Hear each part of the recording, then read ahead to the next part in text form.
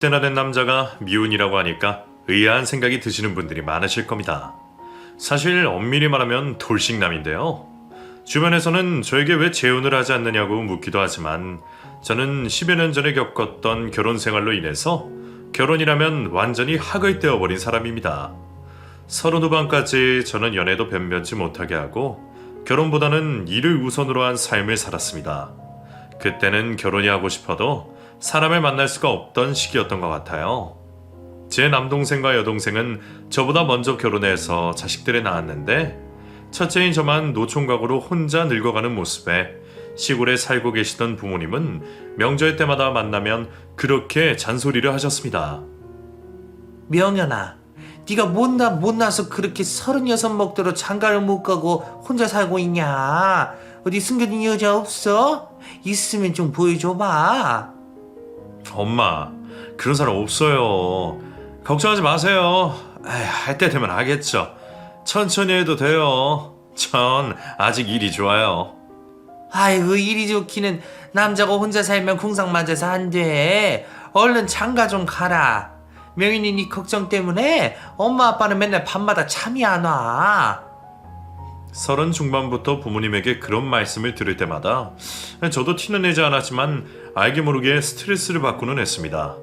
저는 요리도 좋아하고 나름대로 깔끔한 성격이라서 살림도 잘하고 살았거든요.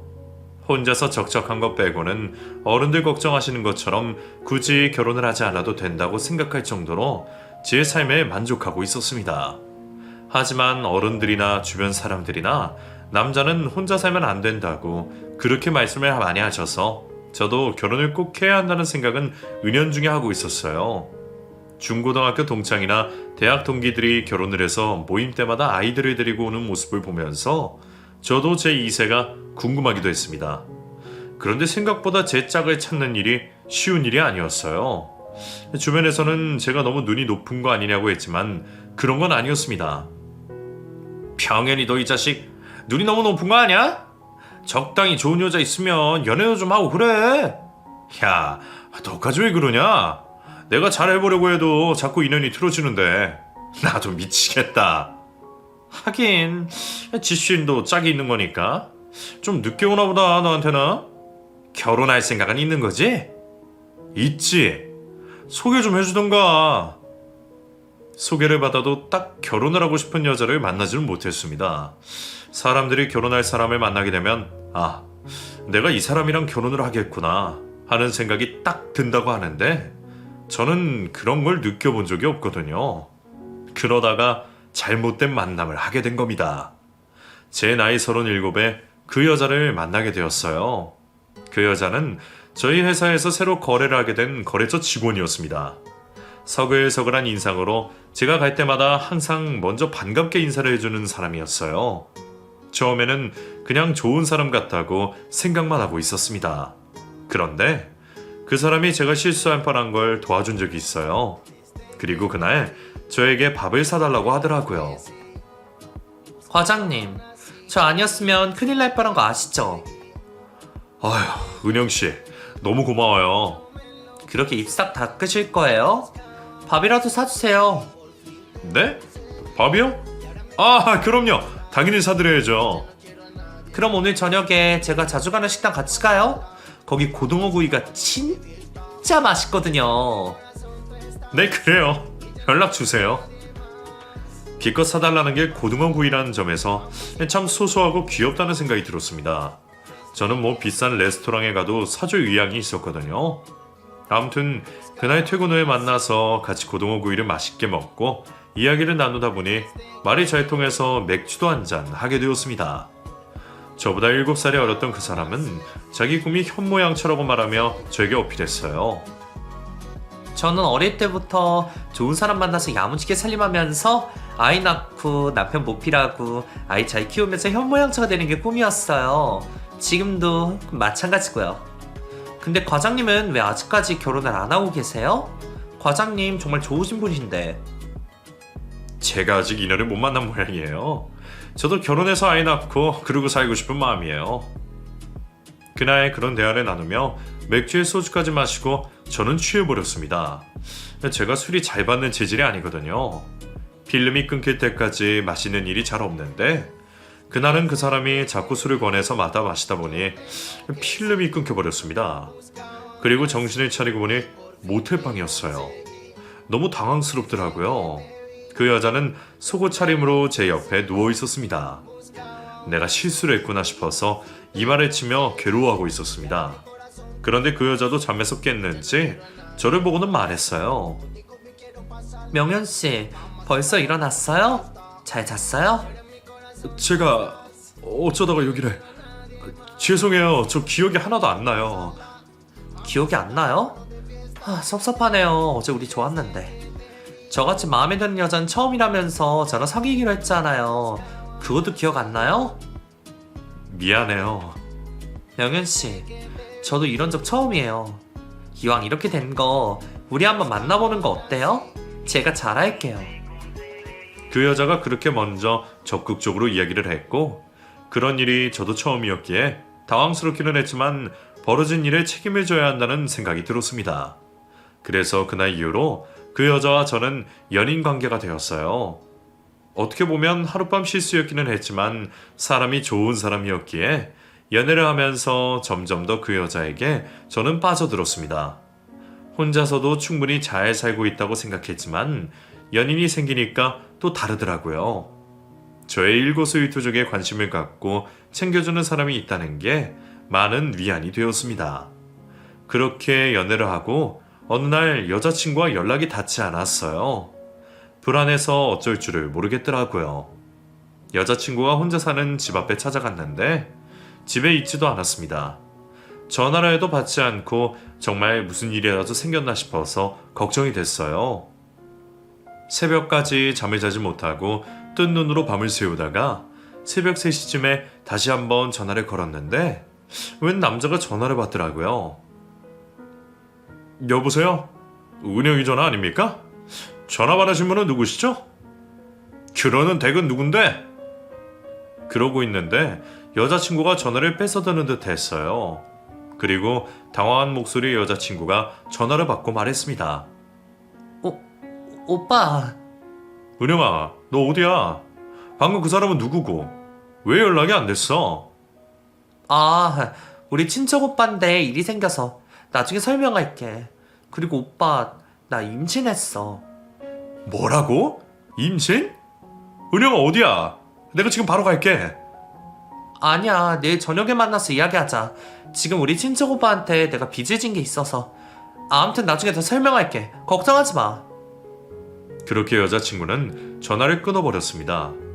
뭐가 어떻게 돌아가는 상황인지 정말 걱정이 돼서 저는 그날 새벽 내내 잠을 이루지 못했습니다. 임신을 했다며 제 아이일 텐데 기쁘기도 하면서 미묘한 감정이 들더라고요. 그리고 다음날 퇴근 후에 여자친구를 만나서 이야기를 듣게 되었습니다. 아무래도 우리 그때 아이가 생긴 것 같아. 지금 임신 3개월 차니까 딱 그 시기잖아. 너 몸은 괜찮아? 입덧 같은 건 없어? 미안해. 미안하긴, 난 괜찮아. 그리고 어제 친척 오빠 말인데 무슨 일이야? 우리 부모님이 사촌 오빠네한테 빚을 좀 졌거든. 나 어릴 때 있던 일인가 봐. 우리 아버지 돌아가신 후에 잊고 살았는데 사촌 오빠네 형편이 어려워졌다고 당장 갚으라는데 난 엄마랑 둘이 전셋집 살면서 모아둔 돈도 없고 미치겠어. 뭐라고? 아휴, 얼만데? 3천만 원. 당장 안 갚으면 소송이라도 하겠다는데 어제 엄마랑 나랑 사촌 오빠네 식구들한테 협박받느라 정신이 하나도 없었어. 3천? 그 정도는 내가 해줄 수 있어. 그리고 은영아, 우리 결혼하자. 뱃속 내 아이랑 우리 은영이 내가 책임질게. 정말? 괜히 의무감으로 그렇게 하지 않아도 돼. 미안했을 때가 어떻게 그래. 아니야. 사랑하는 사람 일인데 그쯤이야 뭐. 고마워 오빠. 오빠밖에 없어. 나 오빠랑 결혼해서 내 평생 꿈이던 현모양처가 될게. 그렇게 저는 여자친구에게 아무 대가도 없이 3천만 원을 덜컥 보내버렸습니다. 그리고 결혼을 준비하기 시작했어요. 저희 부모님은 노총각으로 늙어 죽을까봐 걱정하던 아들이 결혼을 하겠다고 하니 그저 반가워하셨습니다. 아이고, 우리 첫째 며느리 정말 곱다. 우리 명현이랑 결혼해줘서 고마워요. 아니에요, 어머님, 아버님. 제가 더 고맙죠. 일 욕심 많은 명현씨 잘 보필하면서 살게요. 이제부터 아들 걱정은 하지 마세요. 어머, 말하는 것도 너무 예쁘네. 우리 첫째 아들이 고지식할 정도로 꽉 막힌 놈이었는데 어쩌다가 속도 위반까지 하고. 아무튼 잘 부탁해요. 여자친구가 임신을 한 사실을 알게 된 이후에 저희는 급하게 결혼식을 올리게 되었습니다. 집은 제 명의로 된 아파트가 두 채가 있었어요. 청약 당첨이 되어서 그 당시 아파트 하나를 새로 분양받은 게 있었습니다. 그 집을 신혼집으로 하기로 했어요. 그리고 그 아파트를 아내 명의로 돌려주었어요. 그 당시에는 미안한 마음도 있고 제 평생의 반려자를 찾았다는 안도감에 뭐든 다 해주고 싶었습니다. 오빠, 내가 이렇게 다 받아도 되는 거야? 나 어떻게 갚으라고 그래? 이제 우리 결혼도 하고 뱃속에 우리의 소중한 아이도 있잖아. 내 거가 너 거고 너 거도 내 거지 뭐. 그런 생각하지 마. 우리 앞으로 행복하게 잘 살자. 그러면 되지. 고마워, 오빠. 아내는 결혼을 한 이후에 태교를 한다는 이유로 일도 그만두었습니다. 그리고 전업주부가 되었어요. 혼자서 밥해 먹고 출근할 때와는 다르게 아내가 밥도 차려주고 제 출근복도 챙겨주니 정말 편하기나 하더라고요. 그렇게 신혼생활을 보내다가 아내가 아이를 낳았습니다. 아들이었어요. 갓난아이라서 쪼글쪼글하니 예쁘진 않았지만 제 피줄이라는 생각에 가슴에 뭔가 울컥한 게 치밀어 오르더라고요. 그리고 이 아이와 아내를 위해 내 한 몸을 불살라야겠다는 의지가 불타올랐습니다. 우리 아들 정말 장하다. 은영이도 고생 많았어. 오빠, 우리 아들 오빠랑 똑 닮았지? 그런가? 아직 잘 모르겠는데? 왜? 이 눈썹 올라간 거랑 코랑 오빠랑 똑같은데 뭐. 나 너무 행복해. 나도 행복해, 은영아. 아내 출산 이후에 저는 저희가 사는 지역에서 제일 좋은 산후조리원에서 아이와 함께 2주간 지내게 해주었습니다. 산후조리원에서 나온 이후에 아내는 아이를 돌보느라 바빴어요. 새벽에도 깨는 아이에게 젖을 물려야 해서 많이 힘들어 보였어요. 그런 아내를 위해서 제가 집안일까지 담당하게 되었습니다. 결혼을 하고 바로 아이를 낳느라 신혼생활을 즐기지도 못했지만 그래도 행복했습니다. 아내는 아이를 낳고 나서는 아이에게 온 신경을 집중했어요. 가끔씩 소외감을 느낄 정도로 말이에요. 아이가 둘이 가까워오면서 이유식을 먹였는데 어느 날 탈이 났습니다. 그날은 제가 아이 이유식을 만들어줘서 아내가 저에게 신경질을 많이 내더라고요. 오빠는 할 줄 아는 게 뭐야? 설마 애 이유식에 소금 넣은 거 아니지? 소금이 좀 들어가긴 했는데 오빠, 돌 지나기 전까지는 이유식에 간하면 안 된다니까. 아, 정말 못 살아. 알았어. 왜 이렇게 화를 내? 실수할 수도 있지. 화 안 나게 생겼어? 나 배고파. 얼른 밥이나 좀 해줘. 영호 이유식은 앞으로 좋은 데서 배달시켜서 먹일 거야. 밥을 나더러 하라고? 나 피곤한데. 나 영어 보느라 바쁜 거 안 보여? 오빠 때문에 애 계속 설사하고 오늘 병원까지 다녀왔잖아. 나 오늘 한 끼도 못 먹었어. 알았어. 금방 해줄게. 아내는 아이를 최우선으로 생각했습니다. 저는 그런 아내가 이해가 가면서도 가끔씩 너무 과하다 싶고 아내와 부부관계도 하지 않으면서 사니까 뭔가 점점 섭섭한 마음이 들더라고요. 그러다가 아이 돌이 되었습니다. 아이 돌잔치에서 저는 아내의 사촌오빠를 보게 되었어요. 아내보다 2살 많은 사촌오빠가 아이 돌잔치에 왔더라고요. 아내와 사촌오빠는 돈 관계 때문에 사이가 안 좋은 줄 알았는데 보니까 아이도 예뻐하고 사이가 좋더라고요. 여보, 우리 사촌 오빠야. 안녕하세요. 처음 뵙네요. 영호가 똘똘하니 정말 잘생겼어요. 누굴 닮았나 모르겠네? 아내 사촌오빠의 말에 제가 대답했습니다. 다들 은영이를 많이 닮았다고 하더라고요. 아들이 엄마 닮으면 좋다고 하는데 잘 됐죠 뭐. 그래요? 뭐 같은 핏줄이라서 그런가? 저도 좀 닮은 것 같네요. 그렇지 않아 은영아? 아내의 사촌 오빠가 그렇게 말을 했고 아내의 표정이 잠시 굽는 듯 싶더니 이내 아무렇지 않게 대답했습니다. 그래, 오빠랑 나랑 사촌이라서 닮았으니까 애도 오빠 닮아 보일 수 있겠다. 저희 아들은 아내의 사촌 오빠를 보고 방긋방긋 잘 웃었습니다. 원래 낯선 사람을 보면 뺑 소리 내며 우는 아이였는데 참 신기하다는 생각이 들기는 했어요. 그렇게 아이 돌이 지나고 두 돌이 가까워졌을 때였어요. 아들은 엄마 아빠를 말할 수 있게 되었습니다. 아들이 저에게 아빠라고 부를 때면 어찌나 기분이 좋던지요. 아빠. 그래 우리 아들 아빠야 아빠. 아빠가 뭐 해줄까? 아들의 재롱을 보면서 나날이 행복했는데 저는 회사에서 좋은 기회로 1년간 해외 출장을 가게 되었습니다. 아내와 아이를 두고 혼자서 해외로 출장을 간다는 게 망설여지기는 했지만 다녀오면 승진도 할 수 있고 저에게는 좋은 기회였어요. 하지만 아내가 가지 말라고 하면 가지 않을 생각도 있었습니다. 제가 출장을 가면 혼자서 아이 보면서 살기가 외롭고 힘들 테니까요. 나 이탈리아 출장 가지 말까? 한두 달이면 모를까 1년이나 가야 하는데 당신 혼자서 잘 지낼 수 있겠어? 힘들지 않을까? 제가 아내에게 그렇게 묻자 아내는 벼락같이 화를 냈습니다. 출장을 왜 안 가? 당연히 가야지. 오빠한테 좋은 기회잖아. 1년 금방 지나가. 걱정하지 마. 나랑 영호랑 둘이서 잘 지내고 있을게. 오빠가 출장을 다녀와야지 우리 영호랑 우리 가족 더 잘 사는 거 아니겠어? 그건 그렇지. 근데 나 1년 동안 한 번도 한국 못 들어올 거야. 좋은 기회긴 한데 사실 1년이나 너랑 영호랑 헤어져 있을 생각하니까 발걸음이 안 떨어지네. 아휴, 남자가 배포가 그렇게 작아서 어떡해 여보. 큰 물에서 놀아야지. 요즘 인터넷 다 되는데 영상통화하면서 지내면 떨어져 있는 것 같지도 않을걸? 잘 다녀와. 그래 알았어. 미안해 혼자 일하러 가서. 그렇게 저는 아내와 아이를 두고 이탈리아로 1년간 출장을 가게 되었습니다. 처음에는 노트북으로 인터넷 연결을 해서 영상통화도 자주 하고 지냈어요. 하지만 한 달이 지나면서부터 연락을 할 수가 없었습니다. 시차가 7시간이 나기 때문에 아내와 통화를 해서 시간에 맞춰서 연락을 해야 하는데 아내는 영호가 잔다고 하거나 외출을 했다는 이유로 인터넷 화상통화를 점차 하지 않게 되었어요. 전화통화만 가끔씩 제가 할 뿐이었습니다.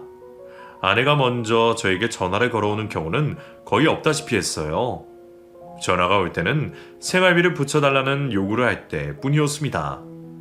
오빠, 이번 달 생활비 왜 아직 안 붙였어? 영호 이제 어린이집 다녀서 돈 더 드는 거 알지? 거기가 진짜 좋은 데고 예약해두고 기다려서 겨우 보내는 거야. 얼른 돈 붙여. 그래 알았어. 오늘 보낼게. 영호는 뭐해? 좀 바꿔줘봐.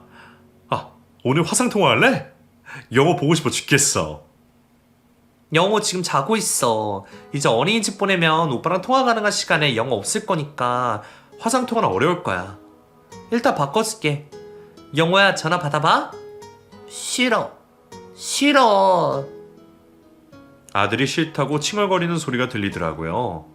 힘든 해외 생활에서 아들이 저에게 아빠라고 불러주는 목소리만 들어도 힘이 날 것 같은데 통화하기가 하늘의 별 따기처럼 그렇게 어려울 줄은 미처 생각지도 못했습니다. 당장이라도 해외에서의 일을 정리하고 한국으로 돌아가고 싶은 마음이었어요. 하지만 출장을 간 이탈리아에서 제가 할 일이 남아있었고 그걸 제대로 처리해야 하는 의무감에 쉽사리 한국으로 돌아갈 수가 없었습니다. 오빠, 아무튼 오늘 돈 붙여. 영호 전화 받기 싫대. 끝낸다. 그래. 너도 전화 좀 자주 해. 오빠가 하면 되지. 알았어, 끊어. 저는 해외에서 일하면서 받는 월급의 반 이상을 아내에게 송금했습니다. 해외에서는 외식 한 번을 제대로 한 적이 없어요. 회사에서 나오는 밥이나 먹고 혼자서 마트에서 산 식재료로 숙소에서 음식을 해먹고 알뜰하게 지냈습니다. 힘든 생활이었지만 저에게 돌아갈 가족이 있고 책임을 져야 한다는 가정의 의무감으로 버틸 수가 있었어요. 그래도 명절에는 저희 부모님을 찾아갔다는 소식을 들어서 속으로는 안심을 하고 있었습니다. 저에게는 툴툴거려도 시댁을 신경 쓰고 있구나 싶어서요. 그렇게 열심히 해외에서 일을 하다가 보니 시간이 훌쩍 지나서 한국으로 입국을 한 달 앞둔 날이었습니다. 몇 주째 아내와 통화가 되지 않았어요. 출장 막바지라서 일도 많았고 저도 정신이 없어서 잘 지내고 있겠거니 했습니다.